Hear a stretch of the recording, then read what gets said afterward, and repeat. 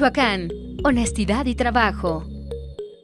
¿Qué tal? Muy buenos días. Bienvenidos a una sesión más de esta semana de talento docente de la Escuela Nacional de Estudios Superiores de UNAM Campus Morelia. El día de hoy traemos el nombre de la capacitación Propuestas de Turismo Rural para el Fomento de la Economía Social y Solidaria, impartida por aquí por el doctor Maxim Kifir. Y pues nada, sin mucho preámbulo, gracias por estar. Muchas gracias por la invitación. Buenos días. Gracias. Bueno, pues buenos días a todas y a todos. Muchas gracias por la invitación a la SEDECO. Hoy quisiera hacer una presentación para vincular el tema del turismo rural y la economía social y solidaria. El turismo rural es un tipo de turismo, digamos, que llega en México ya, digamos, a partir de finales de los 90, principio de los 2000. Voy a ver. Ay, es del otro. Es de este lado. Y llega a través de políticas públicas vinculadas de un lado con el combate a la pobreza, la lucha contra la pobreza, en este gran marco de las propuestas de desarrollo, y por otro lado a través de políticas de conservación del medio ambiente. También es una tendencia turística que está vinculada con una toma de conciencia a nivel global sobre el cuidado del medio ambiente, una voluntad de mitigar los impactos negativos del turismo convencional que a partir de los años 80, 90 empiezan a hacerse cada vez más evidentes, y entonces empezamos a observar una diversificación de la oferta turística del país, desde una oferta pues más basada en los hoteles, en esta oferta que se dice de sol y playa, hasta una oferta más vinculada con los recursos naturales y las zonas rurales del país. Se usan muchos términos para hablar del turismo en el ámbito rural. Hablamos de turismo rural, de ecoturismo, de turismo alternativo, de turismo comunitario.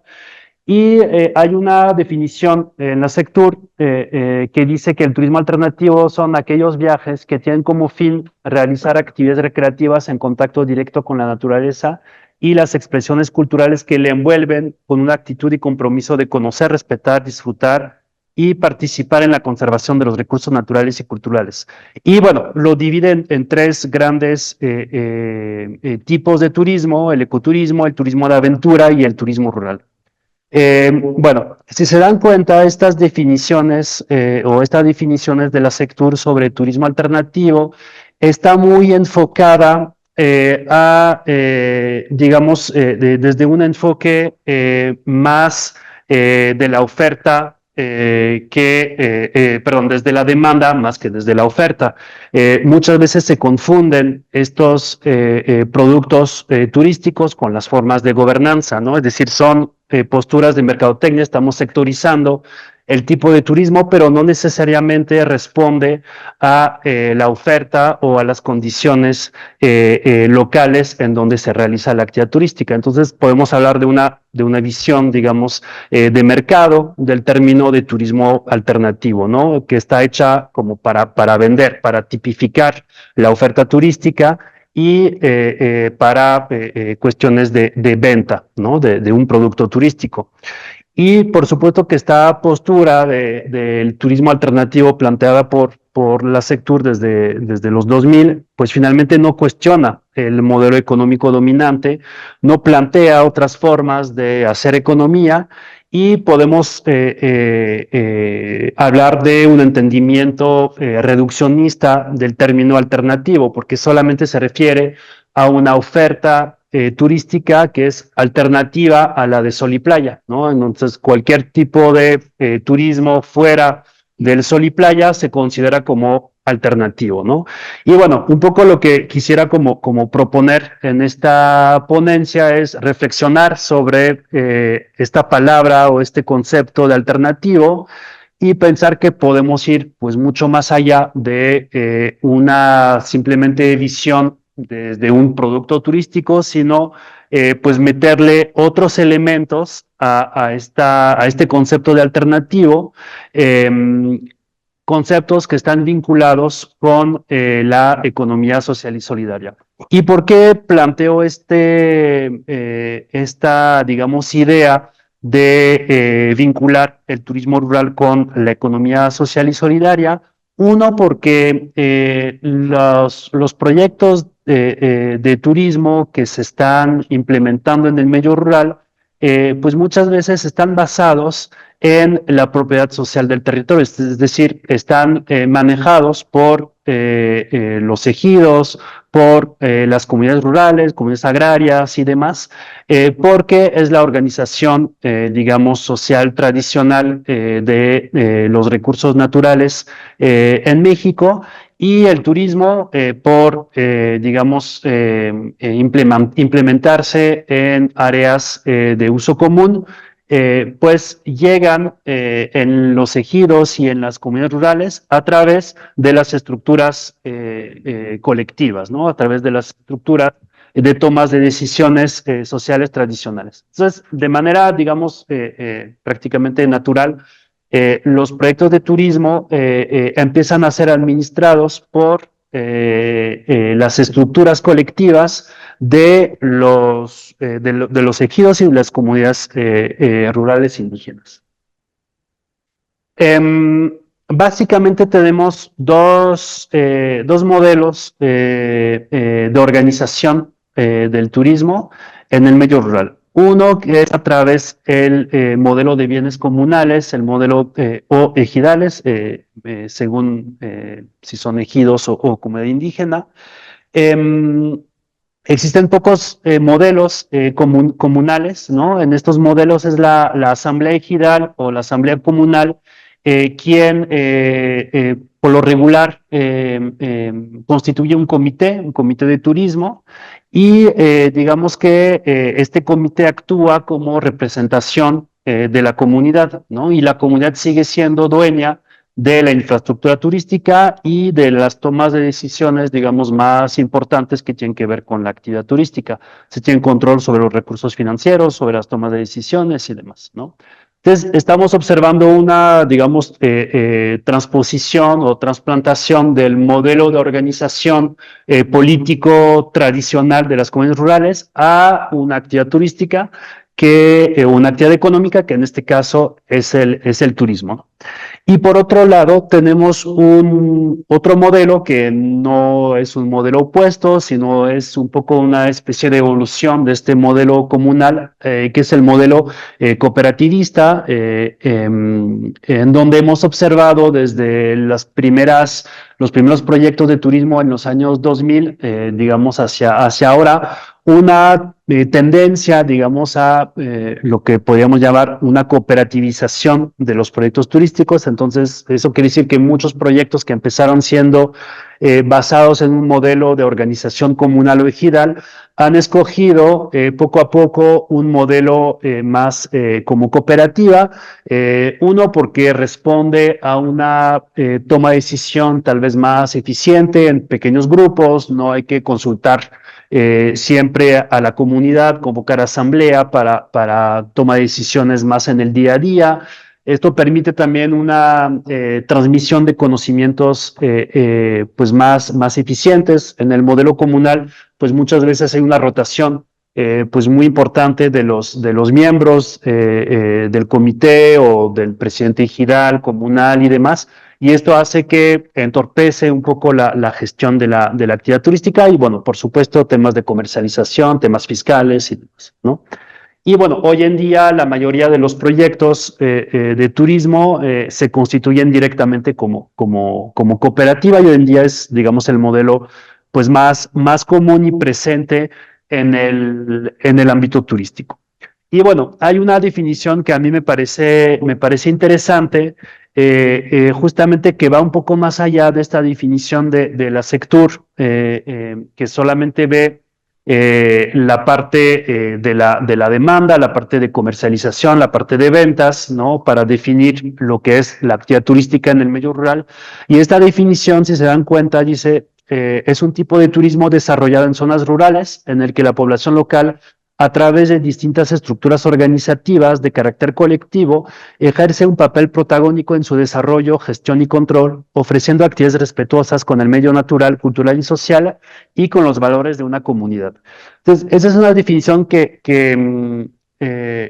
realmente a mí me parece interesante porque no solamente habla de un turismo alternativo en el sentido de las actividades turísticas, sino también en el sentido de una gestión alternativa del turismo, una gestión que está basada en las estructuras organizativas colectivas de las comunidades rurales, ¿no? Y eso para mí es un parteaguas importante, justo para plantear el tema del turismo alternativo y de la economía social y solidaria, porque al ser, digamos, una actividad turística manejada por una estructura colectiva, pues responde a lógicas económicas, a lógicas también de relaciones sociales, pues distintas de cualquier empresa de capital privado, por ejemplo, ¿no? Entonces, bueno, ese es un poco una introducción general para plantear de dónde parto para vincular este tema del turismo rural con la economía social y solidaria. Y bueno, de manera muy rápida, un poco el marco general de la economía social y solidaria. Podemos, bueno, hay mucha bibliografía sobre la economía social y solidaria, pero podemos observar cuatro grandes principios que son los que se erigen las organizaciones de economía social y solidaria. Uno es la administración doméstica. Eso quiere decir que las pequeñas cooperativas, empresas, organizaciones de la economía social y solidaria responden a un problema planteado por algunas personas, por una familia, por un grupo de personas, ¿no? Entonces responde directamente a una necesidad, una necesidad que está identificada para poder pues atenderla, ¿no? Entonces hay una clara voluntad de resolver o atender alguna necesidad social, económica, cultural, la que sea, ¿no? Otro de los principios importantes de la economía social y solidaria tiene que ver con la reciprocidad. En estas organizaciones podemos observar, pues, digamos, prácticas de ayuda mutua. Por ejemplo, es común en las comunidades rurales todavía ver prácticas como el tequio, en donde hay un trabajo voluntario que se presta para la comunidad. Uno presta su servicio durante 1 año, 2 años, etcétera. También pueden ser cargos culturales y demás. Entonces, estos principios de reciprocidad también son los que permiten poner las relaciones sociales en medio de las relaciones económicas. Es decir, lo más importante no son las relaciones económicas, sino estas relaciones sociales para que la economía pueda finalmente estar al servicio de las necesidades de las personas, ¿no? Entonces, este principio de reciprocidad, de ayuda mutua, de trabajo colectivo no remunerado, es muy importante, ¿no? Otro principio tiene que ver con el vínculo entre la producción, la distribución y el consumo.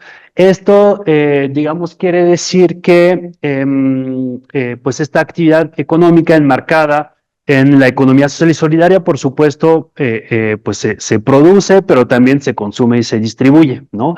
Y en el turismo es muy interesante porque la producción y el consumo se hacen de manera simultánea, ¿no? No es como cuando uno va al súper, compra un producto y este producto, pues digamos, ya se produjo hace años o a lo mejor hace meses, pero está desvinculado el consumo y la producción.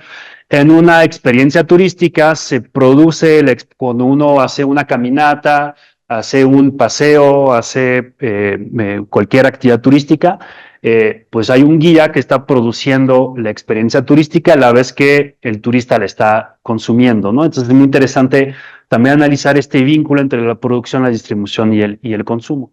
Y finalmente, el último principio tiene que ver con la redistribución de los beneficios generados. A diferencia de cualquier empresa, digamos que no hay una acumulación de los beneficios, de la riqueza, sino que los beneficios se distribuyen entre los miembros de la estructura colectiva, si es una cooperativa, si es una comunidad, si es un comité, etcétera.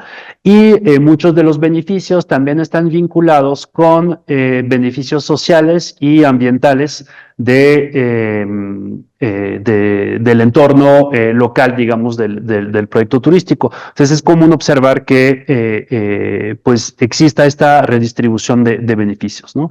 Bueno, estos son 4 grandes principios, ¿no? De la economía social y solidaria. Por supuesto, podríamos entrar más en detalle en cada uno, pero es para presentar un poco el marco general de donde parte esta discusión de cómo vincular el turismo rural con la economía social y solidaria. Bueno, para hacer un poco análisis, yo me basé en 4 grandes ejes que son la gobernanza y la toma de decisiones, la autorregulación, la gestión colectiva y las relaciones sociales y las relaciones con el medio ambiente.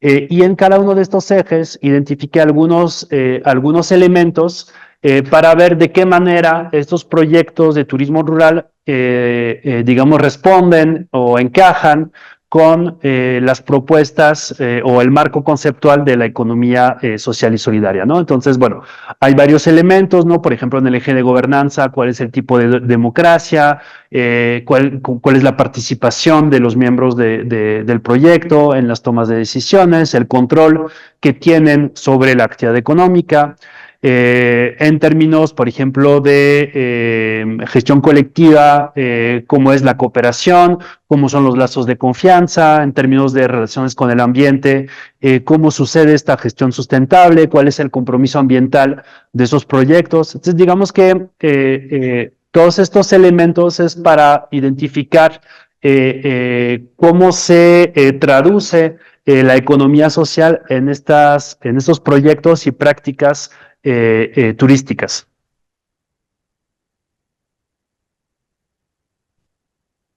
Voy a tomar algunos ejemplos, algunos resultados, no voy a detallarlos tanto, pero me gustaría como repasar un poco estos grandes ejes y mostrar cómo se refleja este marco de economía social y solidaria.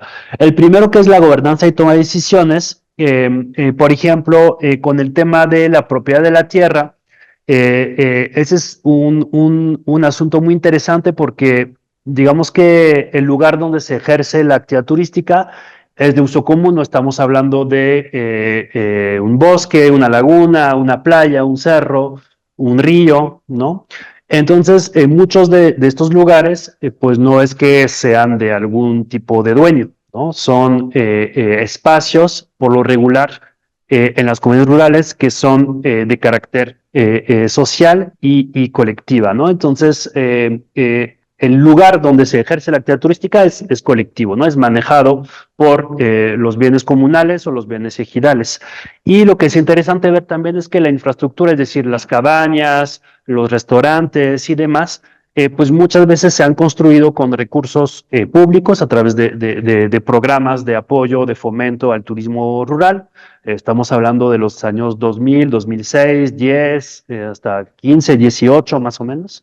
Entonces son espacios que también pertenecen a la comunidad o una cooperativa como tal, no es que sean de algún dueño, ¿no?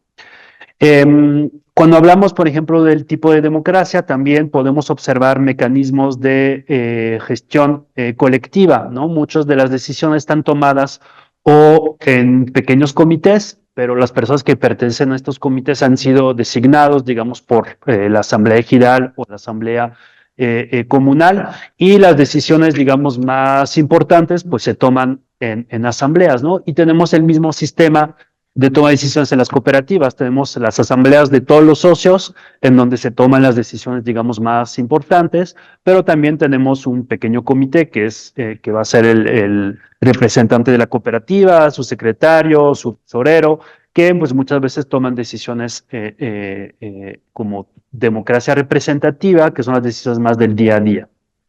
En cuestión de participación, pues podemos ahí observar, ahí depende un poco de los proyectos, ¿no? Ha habido proyectos en donde la participación inicial, sí, sí. En estas zonas de turismo, una duda, estas zonas de turismo, ¿por qué, sobre todo playas, por qué abunda el modelo de cooperativa? ¿Por qué siempre trata uno de ver, o se percata cuando estás en zonas de costa, abunda, ve a la cooperativa, o la cooperativa tiene este asunto? Pasó algo, ve los de la cooperativa. ¿Por qué preponer a una cooperativa en estos zonas? En la costa es interesante porque muchas veces son cooperativas de pescadores, ¿no?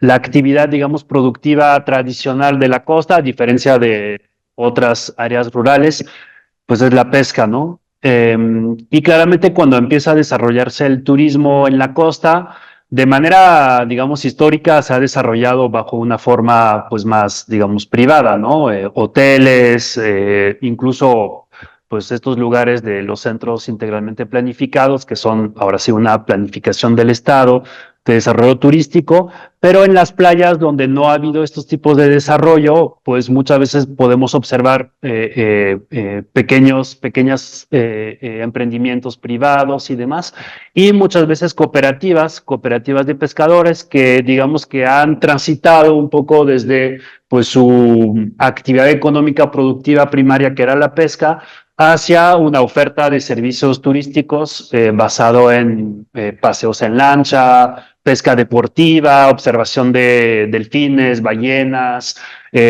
lugares donde, por ejemplo, en el Pacífico no, pero en el Caribe, snorkeling, por ejemplo, y demás. Entonces, estos pequeños pescadores que ya de por sí estaban organizados en cooperativas para la pesca, pues empiezan como a mudar un poco su actividad económica y se organizan como cooperativa para ofrecer o prestar servicios turísticos y esto, ¿no? Ofrecer snorkeling, buceo, paseos en lancha y demás, ¿no? Por eso en la costa se observa un poco estos tipos de emprendimientos. En temas, por ejemplo, de control sobre la actividad turística, ese es interesante porque cuando llega la actividad turística en las comunidades rurales, como decía hace en un momento, la comunidad tuvo que en algún punto aprobar la realización de la actividad turística, ¿no? Es decir, que cuando los programas gubernamentales y los apoyos vienen para construir unas cabañas, pues pasa a través de la asamblea ejidal o la asamblea comunal. Entonces tiene que haber una aprobación de la comunidad para poder entrar en este proyecto y financiar la construcción de una infraestructura turística. Entonces, de la misma manera que la comunidad autoriza digamos, este proyecto o empieza a implementar una actividad turística, en cualquier momento puede también decidir pues ya no hacerla, ¿no? Entonces hay un control, digamos, de la actividad turística, no es como en algunos otros lugares que prácticamente la población local pues ya no puede hacer nada en contra del turismo, ¿no? Muchas veces tenemos esta tendencia de pensar que el turismo siempre es una actividad buena, pero también es una actividad que tiene muchos impactos negativos, y hoy en día pues vemos en muchos lugares muchos impactos negativos de la actividad turística, entre estos una inflación importante de los precios inmobiliarios, por ejemplo, un encarecimiento importante de los bienes de consumo, una gentrificación importante de ciertos espacios o pequeñas ciudades que se convierten en ciudades pues más enfocadas al turismo que en sus propios habitantes.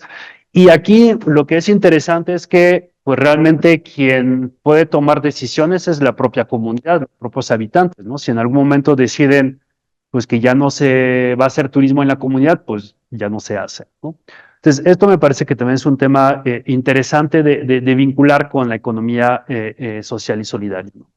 Bueno, hay muchos elementos que podemos analizar. Por ejemplo, hablaba de los lazos de confianza, ¿no? Muchos de estos proyectos de turismo se basan en relaciones de parentesco, pertenencias a grupos étnicos, grupos religiosos, usos y costumbres. Entonces vemos que lo que, digamos, sostiene esta actividad económica son lazos sociales, ¿no?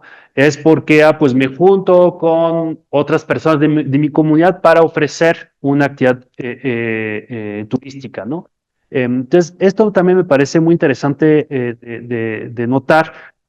No solamente es una motivación económica, es una motivación de poder emprender, digamos, con otras personas en donde uno construye, fortalece los lazos de confianza.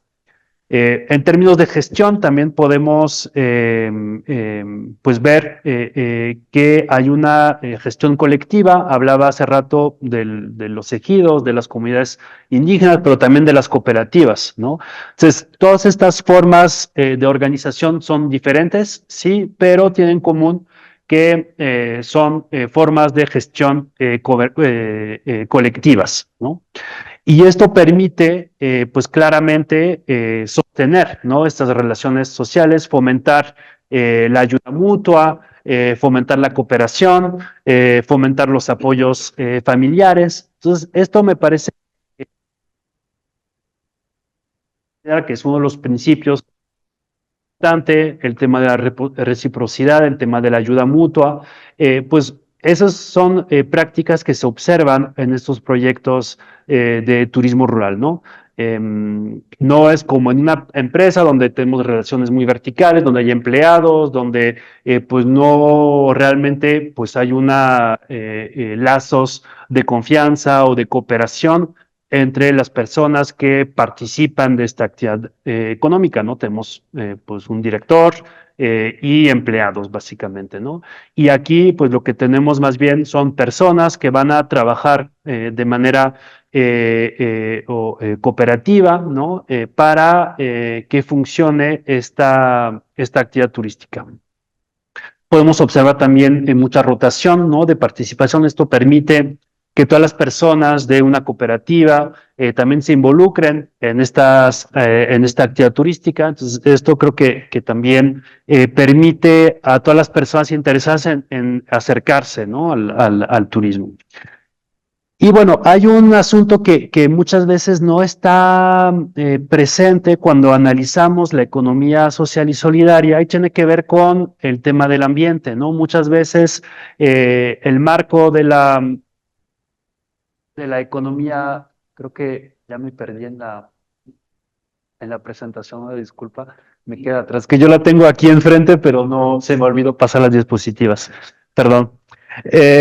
Bueno, estamos acá con las relaciones con el ambiente y ese es un tema que normalmente no está muy presente en la economía social y solidaria. Sí se habla mucho de gestión colectiva, se habla mucho de ayuda mutua y demás, de relaciones de solidaridad, de la preponderancia de las relaciones sociales y demás, pero pocas veces hablamos de la relación con el ambiente, de estas iniciativas de economía social y solidaria. Y en el tema del turismo rural es muy interesante porque muchos de estos proyectos sí tienen una relación con la conservación del medio ambiente bastante fuerte, ¿no? Uno, les decía al iniciar esta presentación, que muchos de los proyectos de turismo rural fueron, digamos, una especie de evolución de proyectos ambientales, ¿no? Por ejemplo, un proyecto de conservación ambiental de alguna especie, por ejemplo, pienso en, bueno, esta cabaña, por ejemplo, en la foto es de un lugar que se llama Las Guacamayas en Chiapas, en donde este proyecto inició con un proyecto de conservación de las guacamayas y poco a poco empezaron a decir, bueno, ¿cómo podemos sostener este proyecto de conservación? Y dijeron, bueno, podríamos construir cabañas, ofrecer servicios turísticos y para que parte de estos recursos puedan servir a la conservación de las guacamayas, ¿no? Entonces, hay digamos, un vínculo, no en todos los proyectos de turismo rural, pero en algunos, directamente con la protección del medio ambiente, ¿no? En las actividades ofrecidas, pues muchas veces son actividades que son respetuosas de la naturaleza, son actividades que están en contacto con la naturaleza, ofrecen, por ejemplo, caminatas, paseos, todo esto se realiza en ambientes, digamos, o en espacios naturales que pueden ser conservados o no, con distintos grados de conservación, pueden ser en áreas en parques nacionales, pero también pueden ser áreas de conservación comunitaria, ¿no? O pueden incluso no serlas, ¿no? Muchas veces también estamos observando una diversificación de estas actividades que al principio estaban muy orientadas hacia la naturaleza, hoy en día también están orientadas a actividades culturales. Entonces, por ejemplo, pueden ser talleres, pláticas, visitas de espacios de producción. Entonces tenemos también una tendencia hoy en día que no solo sea el espacio natural, sino también el espacio cultural, ¿no? Aprender a tejer, aprender a hacer una máscara en alguna comunidad que trabaja esta artesanía, a tejer una hamaca en Yucatán, etcétera, ¿no? También desde el lado de la gestión sustentable de la actividad turística podemos observar en la mayoría de estas infraestructuras pues un uso amigable con el medio ambiente,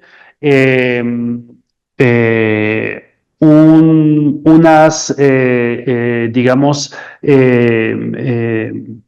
posturas para poder ahorrar ciertos recursos de agua, de energía. Entonces, esto, digamos, en términos de la gestión de la actividad turística, pues va evolucionando, ¿no? Y en términos del compromiso ambiental, les decía que muchas veces hay una relación, ¿no?, entre esta actividad turística y proyectos de conservación. Entonces, es muy común cuando uno va a estos lugares que les estén platicando que están ahora con un programa de reforestación, con un programa de observación de fauna en la selva o en el bosque, ¿no? O un programa de conservación de los manglares, ¿no? Entonces, digamos que según los lugares donde están pues presentes estos proyectos de turismo, su relación con el medio ambiente pues va a ser distinta, pero lo que sí podemos observar es que hay una relación, digamos, importante con la conservación. Y bueno, esta se va a traducir en monitoreo, en creación de señalética para la educación ambiental, en talleres, en educación ambiental, en la organización de eventos ambientales en la comunidad, etcétera. Entonces, a través de la actividad turística podemos observar pues la presencia de este tema ambiental. Y bueno, para concluir un poco con este vínculo entre la economía social y solidaria y el turismo, me gustaría retomar este planteamiento inicial donde hablaba de lo alternativo, ¿no? Y cómo es necesario no quedarnos en esta idea de que el turismo alternativo solamente es un turismo que ofrece prácticas turísticas distintas de las de sol y playa, que es como lo llama la sector, ecoturismo, turismo de aventura y turismo rural, sino pensar en el turismo alternativo como un modelo de gestión alternativa del turismo. Entonces, lo alternativo no está en las actividades turísticas que uno hace, sino en el modelo de gestión económica. Y ahí es donde realmente es interesante pensar en esto del alternativo, ¿no? De pensar que el turismo también, que finalmente el turismo es una actividad, digamos, pues que viene de posturas económicas capitalistas, privadas y demás, también puede pensarse desde otras posturas económicas, ¿no? Y en este caso desde este marco de la economía social y solidaria a través de una gestión colectiva, de prácticas turísticas distintas, de una relación con el medio ambiente, de todos los elementos que acabamos de mencionar. Estos también pueden reflejarse en una gestión del turismo, ¿no? Y esto me parece importante, sobre todo porque hoy en día, pues vemos, ¿no? Como decía hace rato, muchos impactos negativos de esta actividad turística y el hecho de que finalmente esta actividad turística pueda ser controlada por la población local, pues permite mitigar estos impactos negativos. Cuando empezamos a ver que hay más impactos negativos que positivos, es que ya algo pues no está bien, pero muchas veces revertir este proceso es muy complicado, ¿no? Le pueden preguntar a la gente que vive en San Miguel de Allende, en Cancún, en muchos de estos lugares, pues cómo vivir en estos lugares se ha vuelto algo muy complicado, ¿no? Por los impactos que mencionaba hace rato, ¿no? Entonces, cuando tenemos digamos, un control sobre la actividad turística desde la población local, es mucho más fácil controlar estos impactos negativos. En torno a los ejemplos que acabas de dar y basándonos o hablando a lo local, lo que tenemos en el estado, hoy en día, ¿qué percepción tienes similar o qué percepción tienes respecto a lo que se está encaminando el pueblo de Pátzcuaro en relación a ese tipo de ejemplos? Sí, pues Pátzcuaro va por ahí, ¿no? Digamos, está en una fase de desarrollo, pues digamos, más temprana que estos otros lugares como San Miguel, por ejemplo, que pues básicamente es el ejemplo así más claro de estos procesos de gentrificación. Pero bueno, yo llevo ya 15 años viviendo en Pátzcuaro y por supuesto que pues ha ido evolucionando mucho pues el pueblo y a través de esos programas de pueblos mágicos también que es cierto que por un lado, o sea, siempre es la disyuntiva de cómo podemos proteger este patrimonio histórico, patrimonio cultural, pero también el patrimonio en términos tangibles, o sea, tangible e intangible, pero que cuesta mucho es este patrimonio tangible porque finalmente los ingresos que uno obtiene desde esos programas de pueblos mágicos y demás y del turismo es lo que también permite mantener de cierta forma pues este patrimonio tangible, pero a la vez lo restringe toda la oferta turística a este patrimonio y lo fija también en el tiempo, ¿no? Es decir, que hoy en día, pues la gente espera cierto estándar visual en estos lugares, ¿no? Y es complicado salir de este marco turístico, ¿no? Por ejemplo, el centro de Pátzcuaro, la Plaza Grande y las calles ahí que vinculan la Plaza Grande, pues ya para ciertas personas las enchularon, ¿no? Como se dice, para el turismo, pero también finalmente es una forma de homogeneizar, porque si uno va a Tequisquiapan, va a otros, digamos, pueblos de este tamaño, digamos, pues uno se da cuenta que finalmente esta oferta turística se está homogeneizando, ¿no? Entonces, poco a poco, pues vamos a Pátzcuaro, pues sí vemos que hay a lo mejor algunas especificidades locales, pero uno va a otro pueblo y básicamente va a empezar a ver las mismas cosas, va a empezar el mismo diseño gráfico, va a empezar, o sea, hay toda una tendencia de homogenización que a mi parecer es una vía o un callejón un poco sin salida porque estamos formateando un poco el hecho, digo, el comercio ambulante, por ejemplo, también es un tema interesante, ¿no? Uno dice, bueno, vamos a limpiar la Plaza Grande, ¿no? Pero también le estás quitando, pues, cierta magia, cierta originalidad a la oferta turística. Muchos turistas, pues, acostumbran a comer en estos puestos. Claro que hay una pues lucha, por decirlo así, con los establecimientos formales y demás que se entiende, pero en términos de política turística digamos que es un hilo ahí, un complejo en la toma de decisiones para ver si pues realmente queremos ir hacia esta homogenización, esta gentrificación de los centros históricos y empezar como a mandar a toda la gente a las afueras, ¿no? Y que el centro pues sea únicamente enfocado al turismo, porque finalmente pues llegas a esto que decía, que estamos hablando de homogeneizar mucho la oferta turística de estos pueblos, ¿no? Entonces, bueno, ¿es peligroso? Sí, claramente se necesita cierta infraestructura, se necesita inversión para el turismo, pero cuando los negocios están más enfocados en la actividad turística que en la necesidad de la población, ahí es donde hay un parteaguas, ¿no?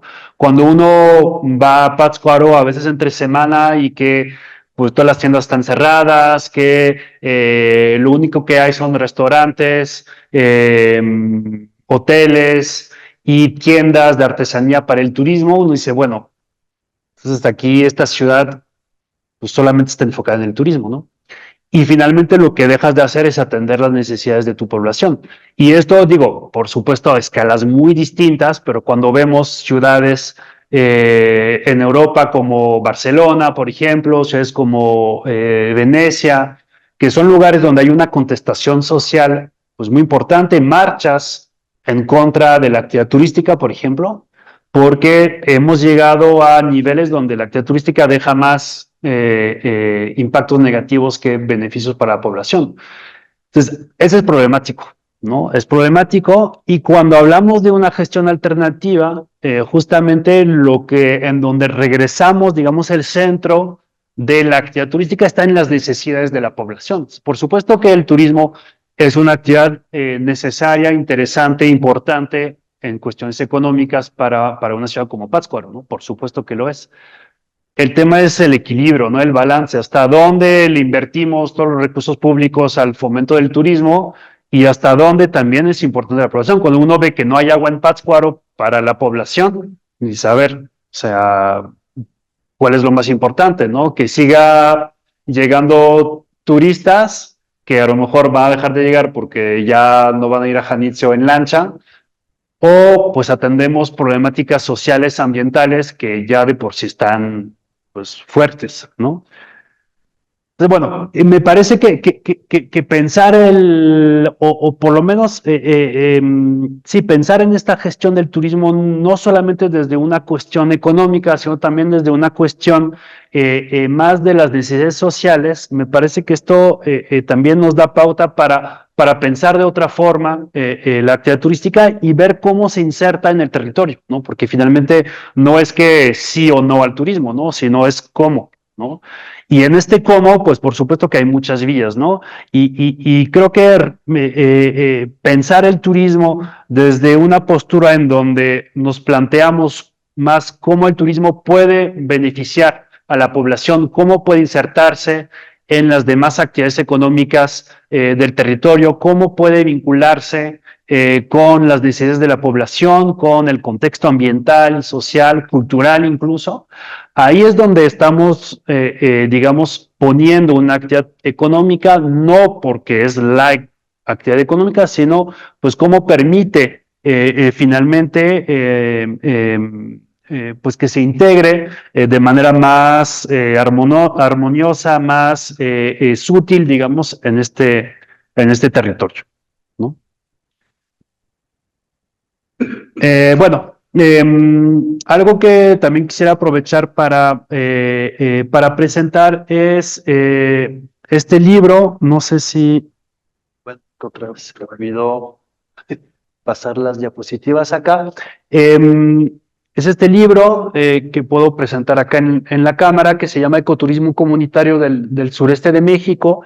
Es un libro que escribí con un compañero de la Universidad Autónoma de Yucatán, que se llama Samuel Roth. Y en este libro lo que hemos hecho es un libro que está pensado como una guía de proyectos de ecoturismo comunitario y son proyectos que están basados en este marco de la economía social y solidaria. No sé si podamos, si puedes abrir el otro archivo. Bueno, se los puedo enseñar así, no sé si cómo estén viendo en la pantalla, pero es un libro que en la...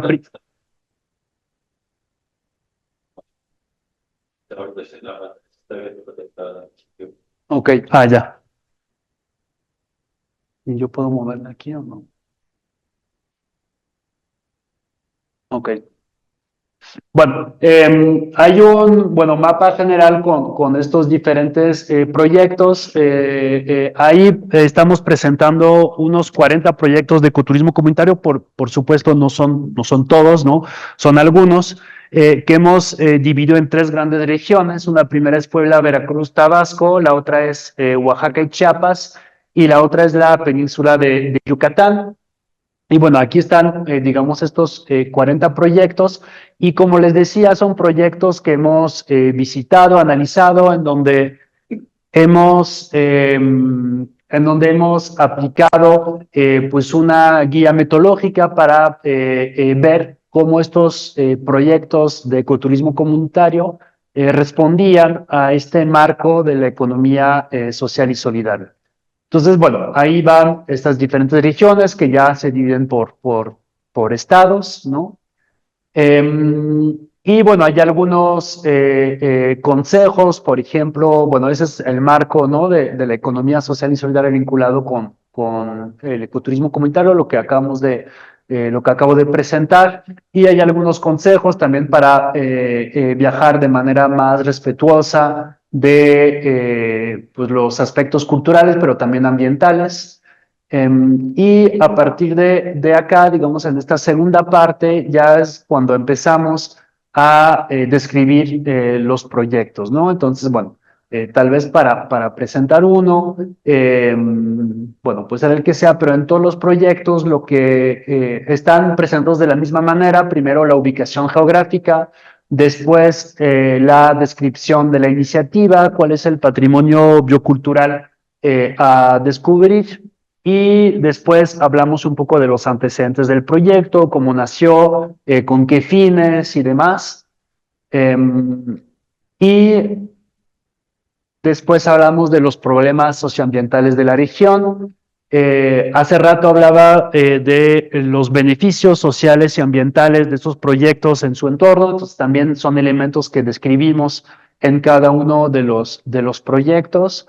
Y por supuesto, pues, ¿qué es lo que pueden hacer? ¿No? La oferta turística, qué actividades, los precios, ¿no? Por supuesto, los diferentes tours y demás, y después, pues, cómo llegar, ¿no? Cómo llegar y algunos consejos, ¿no? Y bueno, esta presentación se repite para cada uno de los proyectos, ¿no? Este es otro proyecto, otra vez la ubicación geográfica, la descripción de la iniciativa, el patrimonio cultural, los antecedentes, problemas, proyectos y la oferta turística. Entonces, bueno, ese es también un trabajo un poco que es, digamos, resultado de un proyecto de investigación, pero que no es como tal un producto académico, ¿no? Digamos que es una guía, ¿no? Como uno, bueno, hoy en día ya estamos menos acostumbrados a viajar con guías de viaje en la mano, ya estamos más acostumbrados a buscar información por internet. Pero digamos que este libro es interesante porque uno dice, bueno, voy a ir a la península de Yucatán, voy a tener base en Mérida, pero me gustaría como conocer algunas comunidades, algunos proyectos más de ecoturismo comunitario. Entonces aquí hay como pues muchos ejemplos, muchos proyectos de ecoturismo comunitario en estas regiones que les acabo de mencionar, que son actividades que uno puede integrar, digamos, en su ruta, en su tour, en su viaje, y que también pues tenga la certeza que estos proyectos pues responden a este marco de la economía social y solidaria, entonces tienen prácticas ambientales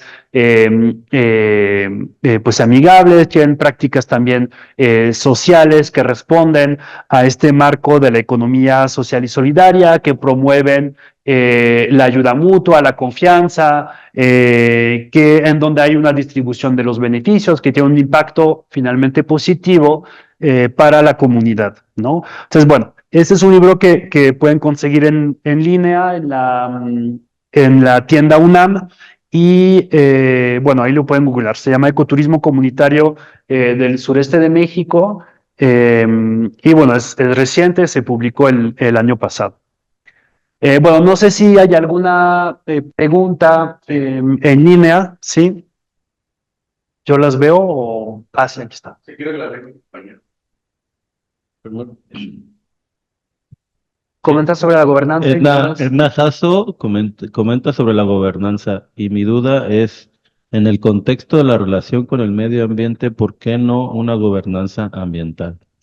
Sí, bueno, yo aquí digamos que estoy hablando de la gobernanza de la actividad turística, pero es cierto que esta gobernanza de la actividad turística pues también está vinculada con la gobernanza territorial, ¿no? Y por eso es interesante pensar estos proyectos de turismo rural a través del marco de la economía social y solidaria, porque como decía en un inicio, finalmente lo que da pauta para esta gobernanza turística, pues tiene que ver con la gobernanza territorial y por supuesto ambiental de estas comunidades, ¿no? Entonces, lo que es interesante es que las mismas personas que toman las decisiones en el proyecto turístico, pues también son las que toman decisiones en la asamblea comunal, en la asamblea ejidal, y que pues muchas veces hablamos de decisiones que tienen que ver con aspectos ambientales, ¿no? Entonces, por supuesto que hay una integración y una vinculación clara con la gobernanza ambiental, pero es cierto que podríamos como partir de un macro concepto de gobernanza ambiental y ver cómo las diferentes actividades económicas productivas de alguna comunidad pues entran en este marco de gobernanza ambiental, ¿no? Por supuesto, podría ser una, una forma de analizar estos proyectos. ¿Cómo? ¿Qué costo tiene el libro? Buena pregunta.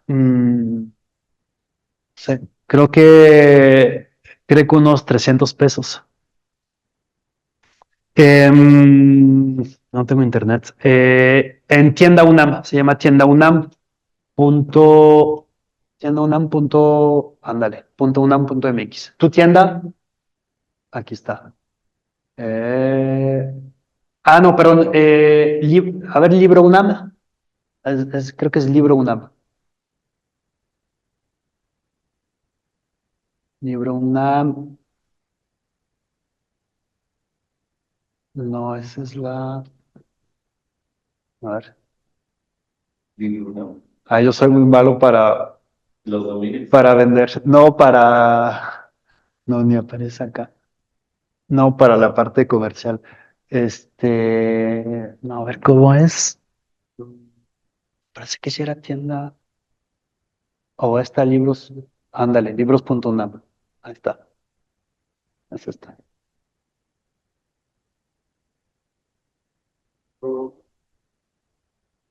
¿No tiene botón?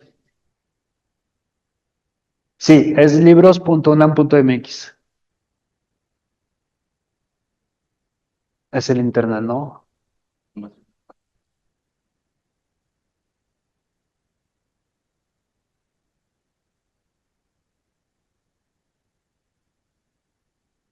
Ahí está, a ver.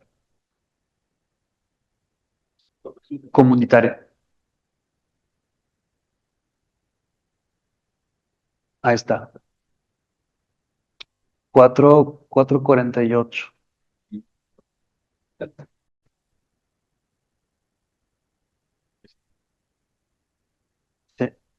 Preguntaron por favor. súper.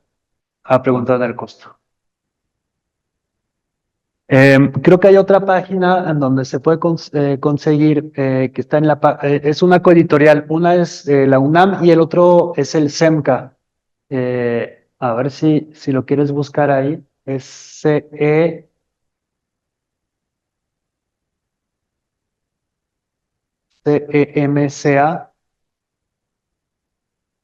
Ajá. Tal vez o tienda librería. Ahí abajo. Ándale. Y ahí en libros, sí,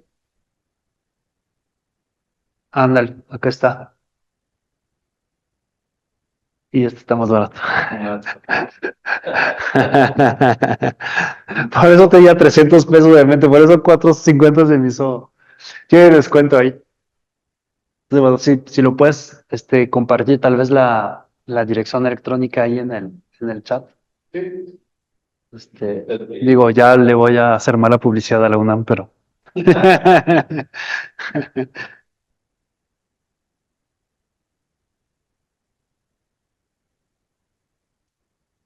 Más, más, más,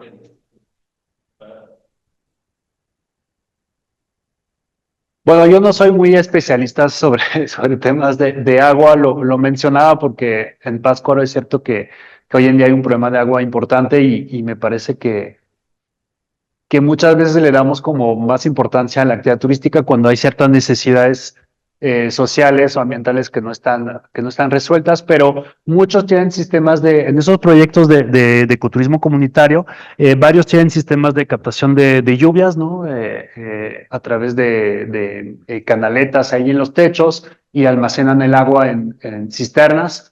Entonces, esto es pues un sistema finalmente de aprovechamiento de aguas. La mayoría también tiene pues sistemas de tratamiento de aguas grises con pues sistemas de plantas y demás, según también las zonas donde están, las condiciones ambientales de cada lugar, pues puede cambiar un poco estas ecotecnias, ¿no? Que tienen, algunos tienen paneles solares, algunos van a tener bombas solares, algunos van a tener calentador, no, ¿cómo se llama?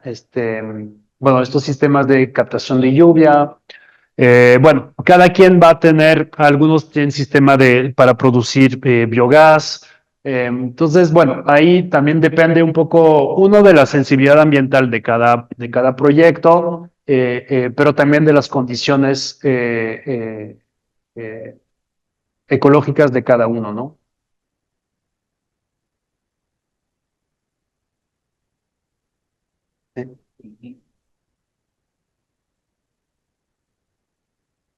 Bueno, muy bien, pues me queda entonces agradecerles por haber escuchado esta presentación y bueno, muchas gracias también a la SEDECO por la invitación.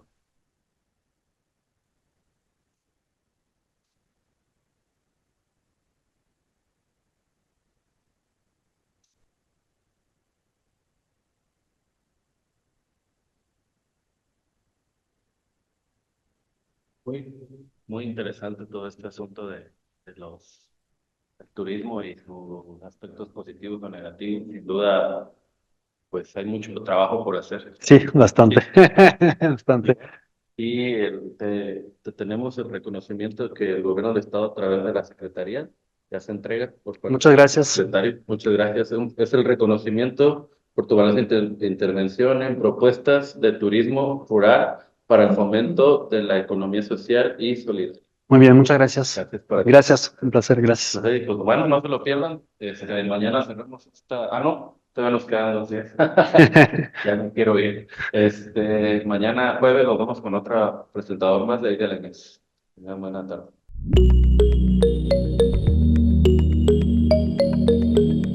Michoacán, honestidad y trabajo.